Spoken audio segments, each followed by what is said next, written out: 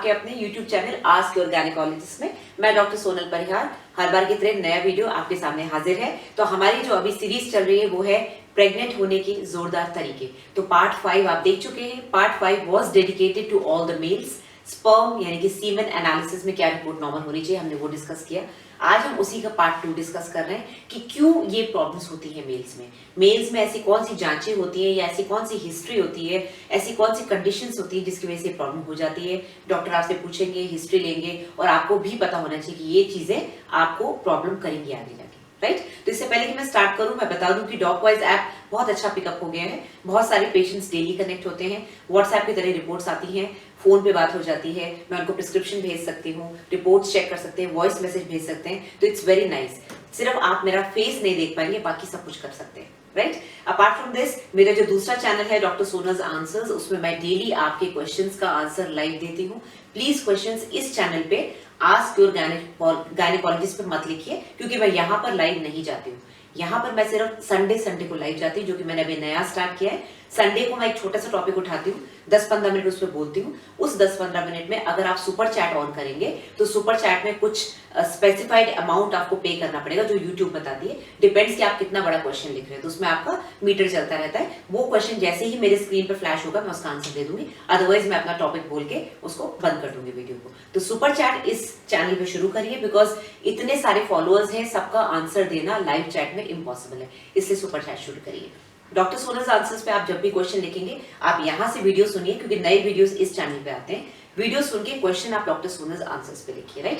Daily मैं live जाके आपके जनरल क्वेश्चंस का आंसर देती हूँ। जनरल क्वेश्चंस वो जो कि पब्लिक के लिए अच्छे हैं, जिनको कि सुनने से बाकी लोगों को भी फायदा हो रहा है। जो पर्सनलाइज क्वेश्चंस हैं, पर्सनलाइज रिपोर्ट्स डिस्कस करनी है, उसके लिए मैंने आपको पहले भी एक पेटीएम नंबर दिया था। या तो आप पेटीएम नंबर पे 100 रुपीज डिपॉजिट करके उसका स्क्रीनशॉट लेके आपके क्वेश्चन का और अपने जो सक्सेसफुल पेमेंट है उसका स्क्रीनशॉट लेके इस नंबर पे भेज दीजिए। तो आपको लाइव जो मैं सेशन करती हूँ डॉक्टर सोनल्स आंसर्स पे, उस पर आपको आंसर मिल जाएगा। उसमें आपको फायदा ये है कि भाई आपको डॉकवाइज ऐप डाउनलोड करना नहीं पड़ेगा, क्योंकि उसमें बहुत से लोगों को प्रॉब्लम होती है कि मैडम नहीं समझ में आ रहा है, मोबाइल हमारा इतना एडवांस नहीं है, नेटवर्क प्रॉब्लम आ रही है, व्हाटएवर। तो this is a very simple way of getting your answers. आप इसमें सिंपली पेटीएम करके आप अपना पर्सनलाइज क्वेश्चन लिख सकते हैं। अदरवाइज आप वेट करिए, संडे को मैं आस्क योर गायनेकोलॉजिस्ट में लाइव जाती हूँ, तो आप संडे आप अपना क्वेश्चन का आंसर ले लीजिए। लाइव चैट में, सुपर चैट में फायदा ये है कि जो आप क्वेश्चन लिखेंगे आपको आंसर उसी समय मिल जाएगा, आपको वेट नहीं करना दूसरे दिन का।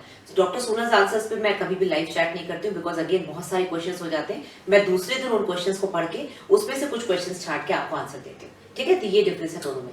बाकी जो मेरे पोर्टल्स है, ईमेल है और मेरे ट्विटर है, फेसबुक है, इंस्टाग्राम है, मैंने आपको सिर्फ इसलिए दिया था कि आप मुझे फॉलो कर सकते हैं, बिकॉज मैं as a doctor, as Mrs Earth international बहुत सारी पोस्ट डालती रहती हूँ। बट प्लीज मेरे पेजेस पे और इंस्टा पे प्लीज रिपोर्ट्स मत भेजिए और क्वेश्चंस आप वहां मत लिखिए, बिकॉज अभी चैनल इतना ग्रो कर गया है, इतने सारे लोगों को वहां पर आंसर देना इम्पॉसिबल है। अब वो सारे चैनल्स जो है मेरी टीम संभाल रही है, वो टीम आपको बराबर मैसेज करती रहती है कि प्लीज यहाँ क्वेश्चन ना लिखे, आप डॉक्टर सोनल्स आंसर्स पे क्वेश्चन लिखिए, राइट। तो हम शुरू करते हैं आज का टॉपिक। आज का टॉपिक ये है कि जो मेल्स में सीमेन में प्रॉब्लम होती है वो क्यों होती है। अब बिकॉज बहुत सारे कॉजेज हैं, तो मैंने सोचा इसको पढ़ के बताऊंगी तो कोई चीज मिस नहीं होगी, राइट।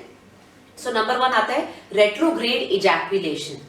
रेट्रोग्रेड इजैकुलेशन, जैसे कि नाम बता रहे हैं, रेट्रो यानी कि पीछे की तरफ इजैकुलेशन आना, यानी कि सीमेन जो है बाहर निकलने के बजाय पीछे की तरफ आ रहा है, ठीक है। तो इसमें आपको यूरोलॉजिस्ट को दिखाना पड़ेगा, यानी कि पेशाब के डॉक्टर को दिखाना पड़ेगा, ये पूछने के लिए भाई ऐसा क्यों हो रहा है, अंदर कोई रुकावट हो सकती है।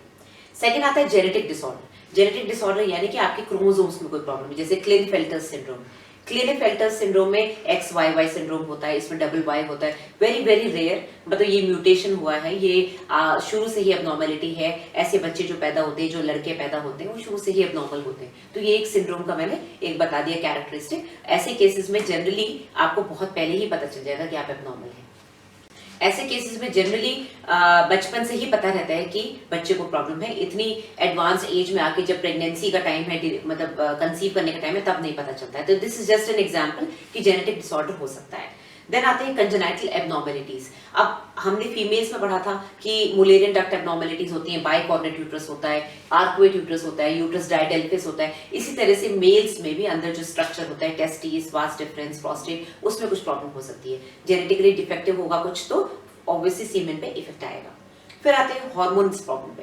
हॉर्मोन्स में डायबिटीज एंड थायराइड सबसे टॉप मोस्ट है। एक कुछ और जेनेटिक डिसऑर्डर्स है, सिस्टिक फाइब्रोसिस वगैरह, जिसमें कि मेल्स इनफर्टाइल हो सकते हैं। तो इसीलिए जब सीमेन की प्रॉब्लम होती है तो हम जो मेल पार्टनर है उनका कंप्लीट ब्लड काउंट करते हैं, शुगर करते हैं, प्रोलैक्टिन करते हैं, थायराइड करते हैं, उनके भी हार्मोन टेस्ट, टेस्टोस्टेरोन वगैरह टेस्ट होते हैं। Then post testicular cancer treatment. Well, अगर आपको कभी कैंसर हुआ है टेस्टिस का या प्रोस्टेट का, तो उसका जो ट्रीटमेंट होता है उसमें कीमोथेरेपी, रेडियोथेरेपी जो भी देते हैं उसके साइड इफेक्ट्स होते हैं कि भाई इनफर्टिलिटी हो जाती है, राइट। तो इसमें आपके जो है बायोप्सी करते हैं और टेस्टिस की बायोप्सी होती है, तरह तरह के टेस्ट होते हैं डिपेंडिंग अपॉन आपको क्या प्रॉब्लम है।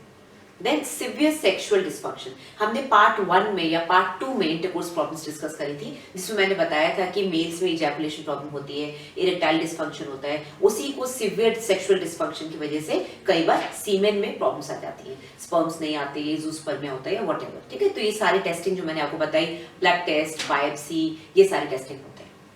Then varicocele undescended testis. Varicocele एक स्वेलिंग है, वेरिकोसील एक स्वेलिंग है जो कि अंदर वेरिकोसील, वेरी मतलब कि वेन्स की स्वेलिंग है जिसकी वजह से अंदर रुकावट हो सकती है। डॉपलर स्टडी से पता चलता है, कलर डॉपलर करते हैं टेस्टिस का, उसमें पता चलता है। जनरली ये करेक्ट हो जाती है, कई बार नहीं भी करेक्ट होती है। जनरली वेरिकोसील को बहुत मेजर रीजन नहीं है इनफर्टिलिटी का, बट कभी कभी अगर स्वेलिंग ज्यादा होगी तो अंदर टेस्टिस का टेम्परेचर बढ़ जाता है और अंदर प्रॉब्लम हो जाती है, राइट। अनडिसेंडेड टेस्टिस, बहुत सारे मैसेजेस आते हैं मुझे मेल्स के कि अनडिसेंडेड टेस्टिस की वजह से मुझे ये प्रॉब्लम हो गई। अनडिसेंडेड टेस्टिस मतलब कि जब बच्चा पैदा होता है, छोटा बच्चा, अगर एक लड़का पैदा हुआ है, आप देखेंगे कई बार किसी किसी बच्चे में दोनों कौड़ियां, दोनों टेस्टिस नीचे नहीं आती स्क्रोटम में, क्योंकि उनको जो है अंदर ही अंदर पेट के अंदर 9 महीने से पहले, डिलीवरी से पहले उनको बाहर की तरफ पेट से अंदर बाहर आना होता है। नॉर्मली दोनों टेस्टिस पेट में होती है और जब पैदा होने का टाइम आता है, डिलीवरी का टाइम आता है, तो दोनों टेस्टिस सड़क के नीचे स्क्रोटम में आ जाती है। तो किसी किसी बच्चे में जब बच्चे पैदा होते हैं मेल से, उसमें स्क्रोटम में दोनों टेस्टिस नहीं होती है, एक ही होती है। तो ऐसे केसेस में प्रॉब्लम होती है क्योंकि ये टेस्टिस पेट में रह गई। तो ऐसे केसेस में इनफर्टिलिटी, सीमेन में प्रॉब्लम्स आती है, राइट। तो अनफॉर्चुनेटली जो मेरे पास क्वेश्चंस आते हैं मैं उनका जवाब नहीं दे पाती because I am not a urologist, I am a gynaecologist. But आपको यूरोलॉजिस्ट को दिखा के उसको ठीक करवाना पड़ेगा। किसी किसी केसेस में ठीक हो जाता है, किसी किसी में इसको सर्जिकली निकालना पड़ता है, सर्जरी करके। इन्फेक्शन में मम्स हो गया। मम्स बहुत ही कॉमन है और बहुत ही आई वुड से खतरनाक है, क्योंकि टेस्टिस में अगर मम्स हो गया उसको मम्स ऑर्काइटिस बोलते हैं। तो ये वायरल इन्फेक्शन है और ये आपकी सीमेन की क्वालिटी को खराब करता है।